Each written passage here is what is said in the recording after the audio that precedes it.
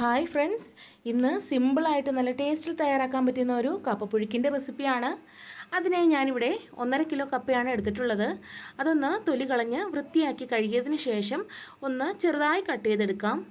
ഇനി അത് നമുക്ക് കുക്കറിലേക്ക് വെള്ളം തിളച്ചതിന് ശേഷം കുറച്ചുപ്പും കൂടി ഇട്ട് അതൊന്ന് നന്നായി വേവിച്ചെടുക്കാം. അരപ്പിന് ആവശ്യത്തിന് വേണ്ടി നമുക്ക് 1 കപ്പ് തേങ്ങ, വെളുത്തുള്ളി, ചുവന്നുള്ളി, കറിവേപ്പില, മഞ്ഞൾപ്പൊടി, വലിയ ജീരകം, പിന്നെ എരിവിനനുസരിച്ച് കാന്താരിയോ പച്ചമുളകോ.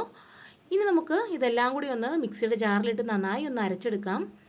ഇനി ഒരു പാൻ അടുപ്പത്ത് വെച്ച് അതിലേക്ക് നമ്മൾ വേവിച്ച് വെച്ചിട്ടുള്ള കപ്പ ചേർത്ത് കൊടുത്ത് നമ്മുടെ അരപ്പും കൂടി ഒന്ന് ചേർത്ത് കൊടുത്ത് മൂടി വെച്ചൊരു 2 മിനിറ്റ് ഒന്ന് വേവിച്ചെടുക്കാം.